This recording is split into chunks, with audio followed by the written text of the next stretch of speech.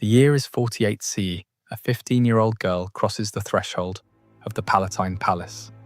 White silk clings to her frame. Myrtle leaves crown her golden hair. The Senate rises. The people roar approval. Emperor Claudius, 50 years old, his left leg dragging slightly, speech caught in his throat, takes her small hand in his. His name is legend.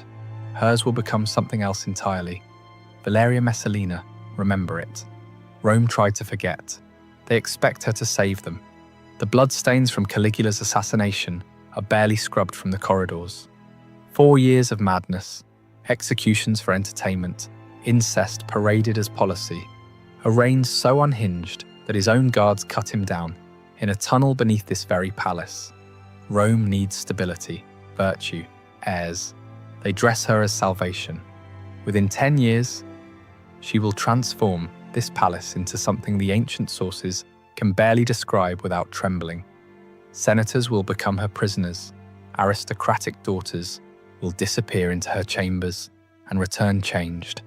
Silent, broken, bound by secrets they'll carry to their graves.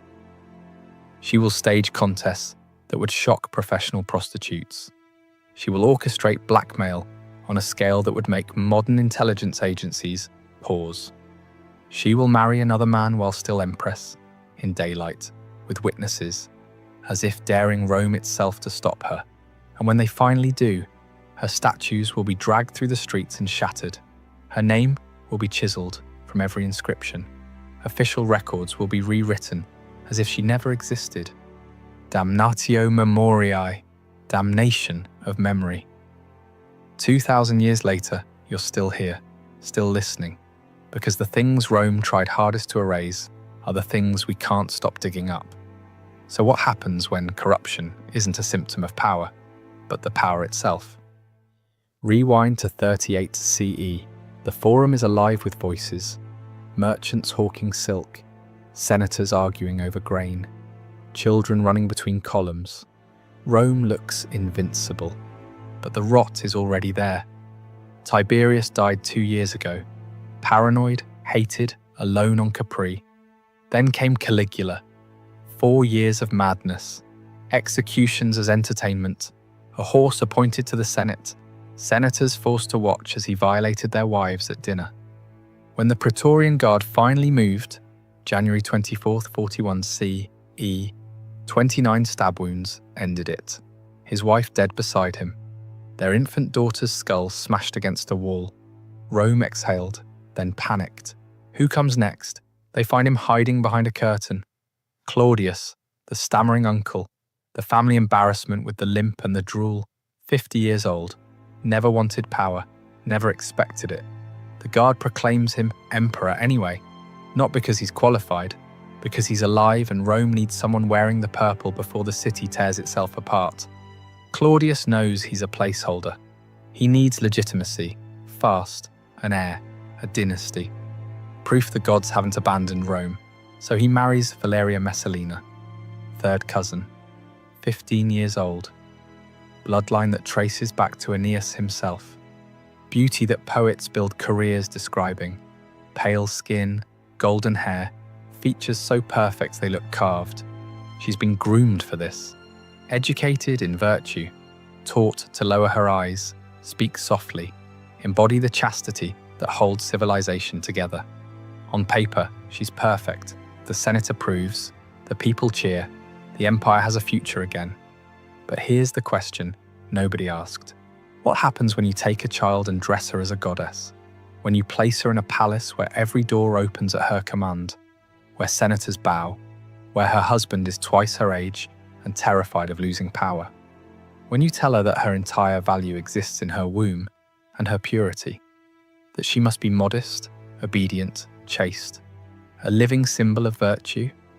When you hand unlimited power to someone whose only instruction is don't use it, what happens when the gap between what she's forced to be in public and what she desires in private becomes a chasm? Rome is about to find out.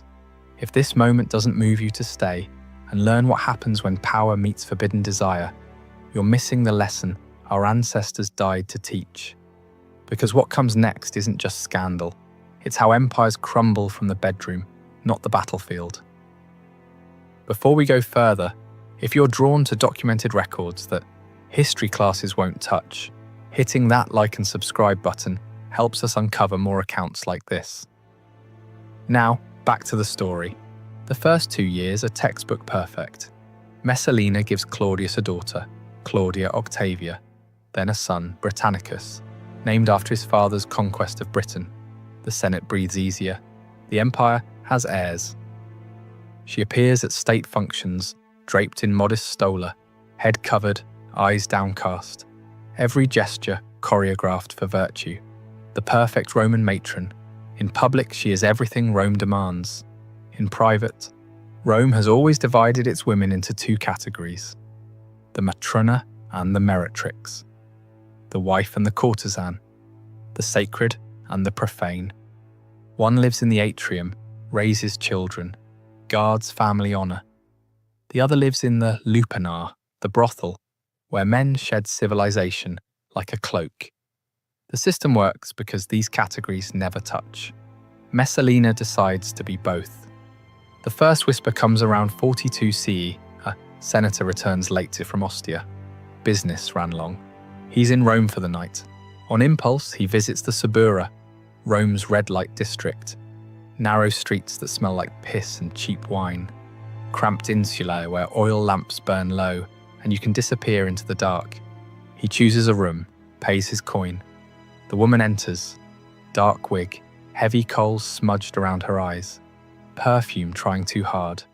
Myrrh and roses covering something that smells expensive. She turns toward him. Their eyes meet.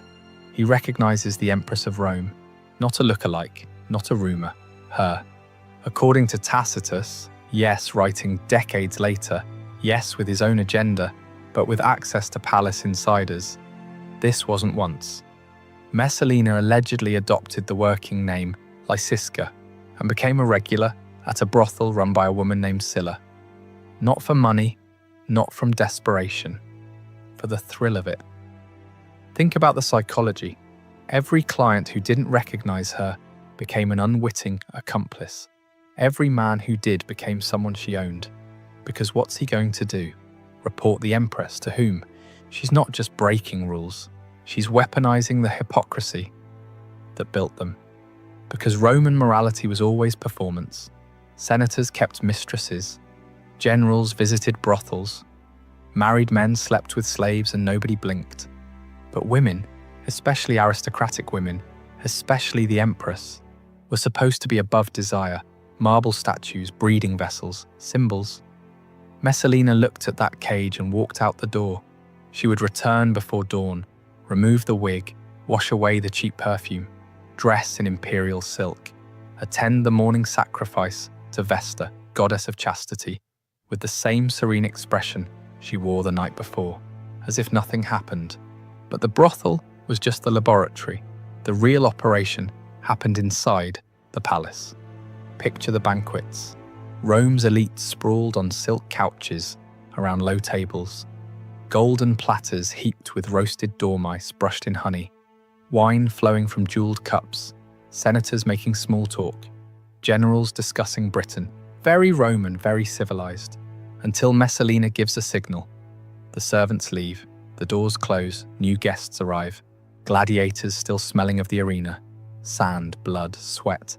Actors from the theatre, foreign captives, sometimes the teenage sons of patrician families, summoned under the pretense of discussing their fathers' careers. What happens next, the sources describe with horror and fascination. Forced performances, humiliating contests, senators paired with their political enemies and told to entertain the Empress. Aristocratic women, married, respectable, terrified, coerced into playing the prostitute while their husbands watch from across the room, frozen. Refusal isn't an option. A tribune declines her invitation. 3 days later, he's floating in the Tiber. A nobleman tries to leave early. His family loses their estate by week's end. The message spreads. The Empress does not accept no. Then comes the contest. The story appears in Pliny the Elder. Yes, he's writing about natural history, but this detail stuck. A competition between the Empress and a famous prostitute named Scylla, not for money, for pride. Who could outlast more partners in a single night? 25. Messalina 1. Pliny writes it down like he's documenting a solar eclipse, with clinical horror and fascinated precision. True? Exaggerated? Propaganda? We'll never know for certain. But the story survived because it captured something Romans couldn't articulate. A woman wielding sexual power, not as submission, but as dominance. Rome didn't have language for that, so they turned it into myth. But myths don't come from nowhere. They reflect something that happened, something people witnessed and couldn't forget, even when they tried. The palace becomes a theatre of power, where humiliation is currency. Where senators arrive at dawn to beg favours and leave at midnight, having performed acts they'll never speak of again. Where aristocratic families send their daughters into the Empress's chambers and pray they return unmarried. Most do, some don't. Nobody asks questions, because by now, everyone understands the system. Messalina doesn't just wield power, she collects it, piece by piece, person by person, building a network of complicity so vast that nobody can move against her without destroying themselves. Every participant becomes a prisoner. Every witness becomes an accomplice. She doesn't need the Senate's approval, she has their shame. That's better than loyalty. Loyalty can shift, shame lasts forever. And through it all, Claudius works, building aqueducts, reforming courts, expanding the empire into Britain. The competent emperor everyone underestimated. Does he know? Of course he knows. Rome is gossiping. Senators are whispering. His own freedmen are begging him to act. But what can he do? She's the mother of his heirs. Moving against her means admitting he's been cuckolded before the entire empire. It means civil war. It means proving every critic right, that he was always too weak to control his own house. So he does what powerful men have done throughout history when faced with unbearable truth. He looks away, works harder, pretends the rot isn't spreading, until 48 CE, 10 years after their marriage. The year everything ends. It's autumn. Claudius is in Ostia overseeing Rome's grain supply. Critical work. The city survives on Egyptian wheat, and any disruption means riots. He's doing his job, being the competent administrator Rome needs. Meanwhile, in Rome, Messalina is getting married. Again, to Gaius Silius, consul designate, one of the most powerful senators in Rome, young, handsome, ambitious, everything Claudius isn't. But here's the detail that breaks your brain. She doesn't hide it. This isn't an affair in the shadows. This is a public wedding ceremony, with witnesses, with contracts, with formal vows, while still married to the emperor. The ancient sources describe it with stunned precision. Tacitus writes about the disbelief, the frozen moment when Rome's elite watched the empress take another husband in broad daylight, as if the rules simply didn't apply to her anymore. Was it a power play? A coup attempt? Did she think Claudius was too weak to respond? Did Silius believe he could replace the emperor through marriage? Or had Messalina reached the point where transgression itself was the goal, where the thrill came not from secrecy, but from daring Rome to stop her? We don't know her thoughts, we only know her actions. And Rome, corrupt, compromised, exhausted Rome, finally found its limit. Narcissus, Claudius's most trusted freedman, hears the news first. He rushes to Ostia, finds the emperor reviewing grain ledgers. Picture that conversation. How do you tell an emperor his wife just married someone else? How do you make him believe it when it sounds impossible? But the reports keep coming, senators confirming it, witnesses stepping forward now that someone's finally asking questions. The detail that seals it. The marriage contract was signed.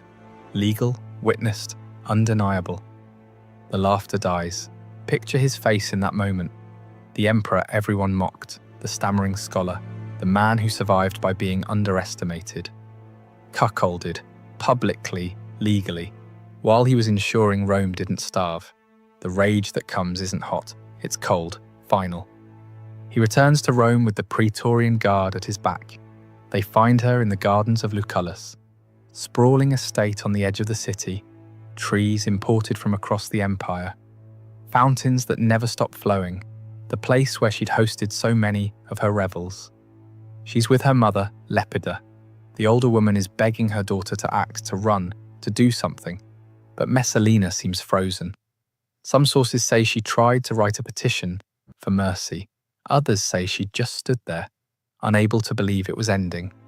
That after 10 years of bending Rome to her will, Rome had finally bent back. The soldiers arrive. She recognizes them. She's seen them at the palace, maybe even summoned some of them to her villa. Now they're here for her. She drops to her knees, begs, pleads, offers her children, Octavia and Britannicus, 9 and 7 years old, as hostages. Anything, everything. The soldiers don't respond. Orders are orders. She reaches for a dagger, someone's. Maybe her mother's, maybe a guard's. Her hand shakes. She presses the blade to her own throat. Can't do it. A tribune steps forward. His name was never recorded, but his action was. He drives the blade home. Valeria Messalina, Augusta, Empress of Rome, dies at 25 years old, in a pool of blood on the grass where she once held power over senators. Claudius orders damnatio memoriae, damnation of memory. Her statues are dragged through the streets and shattered. Her name is chiseled from every inscription. Official records are rewritten as if she never existed. The message, she never happened. But 2,000 years later, we're still talking about her. You've just witnessed the moment an empress fell, not to war, not to plague, but to the consequences of power without limits. If stories like this remind you why history must be remembered, not erased, subscribe to Crimson Historians. Because the past doesn't stay buried, it echoes. The Roman Forum still stands. The Colosseum draws millions. But the bitter Palatine Hill, where emperors lived, where Messalina ruled, is mostly rubble now. Tourists walk past broken columns and crumbling walls, snapping photos, reading plaques about Augustus and Nero. They don't realize they're standing in the rooms where she held her revels. Claudius remarried within months. His niece, Agrippina the Younger. She was smarter than Messalina, more patient. She would eventually poison Claudius and install her son Nero as emperor, beginning another cycle of madness. Messalina's children suffered fates almost as tragic as hers. Her daughter, Octavia, was forced to marry Nero, her stepbrother. He later had her executed, claiming adultery. She was 22, the same age her mother died. Her son, Britannicus, was poisoned at 14, likely by Nero, to eliminate any rival claim to the throne. He collapsed during a dinner party, dead before anyone could move. The Senate pretended Messalina never existed, but the soldiers remembered, the servants remembered, the families whose daughters disappeared into her villa and came back silent, they remembered. Here's what haunts me about her story. How much of what we know about Messalina is true? Our sources, Tacitus, Suetonius, Juvenal, were all men, all writing decades after her death, all with political motives to paint her as a monster. Roman propaganda had a pattern. Powerful women who threatened male authority were always accused of sexual depravity. Cleopatra, Agrippina, Livia, Messalina, the playbook never changed. Does that mean she was innocent? Number. The marriage to Silius happened.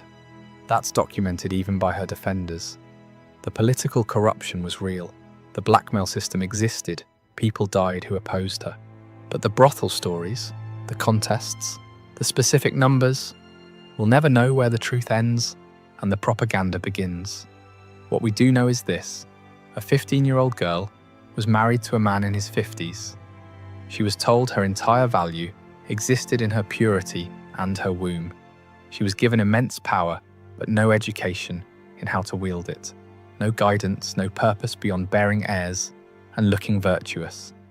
And when she found a way to feel powerful, through transgression, through control, through turning Rome's own sexual hypocrisy against itself, the empire that created her destroyed her, then spent 2,000 years calling her a monster. Stand in the ruins of the Palatine today, and you can feel something in the air. Not ghosts. Rome doesn't do hauntings like that, but something heavier. the weight of stories that couldn't be silenced even when they chiseled away the names. Because here's the truth about Damnatio Memoriae. It doesn't work. You can smash the statues, scratch out the inscriptions, rewrite the records, but you can't erase the lessons. Messalina's name was meant to disappear. Instead, it became immortal. Not because Rome wanted her remembered, but because the truth, however twisted, however buried, has a way of clawing back to the surface. Empires have fallen to barbarian invasions, to plague, to economic collapse. But Rome teaches us something more insidious. They can also rot from within. Messalina's story isn't just about sex or scandal. It's about what happens when power becomes a game, when shame becomes currency, when the people meant to lead an empire are too compromised to stop its decay. Every senator she humiliated stayed silent. Every general she blackmailed remained loyal. Every witness to her revels became an accomplice, not through loyalty, through shame. She proved that you don't need an army to control men. You just need to know what they're afraid people will discover. We like to think we're different now, that we've evolved past the corruption of Rome. But look at any modern empire, any government, any institution of power. How many secrets are keeping it together? How many people stay silent because exposure would destroy them? How much of what we call stability is just shared complicity? Messalina's ghost doesn't haunt the Palatine. It haunts every palace where power and shame sleep in the same bed. Marcus Aurelius wrote something 100 years after Messalina died. He was emperor then, trying to make sense of Rome's endless cycles of virtue and corruption. Look beneath the surface. Let neither the true quality nor the worth of a thing escape you. He was thinking about leaders like her, people whose surfaces gleamed while their cores rotted, but he might as well have been warning us. Because the lesson isn't that Messalina was uniquely evil. The lesson is that Rome created her, married her off at 15, gave her power without purpose, then destroyed her when she used that power in ways that exposed their hypocrisy. Her name was erased, her story survived, and 2,000 years later, we're still trying to understand what it means when the people given power to preserve virtue become the architects of its destruction. You've just witnessed one of history's darkest truths, a story Rome tried to bury but couldn't. If accounts like this remind you how fragile empires are, how power corrupts in ways we'd rather not see, then subscribe to Crimson Historians and help keep the past alive. Because the moment we forget these lessons is the moment we're doomed to repeat them.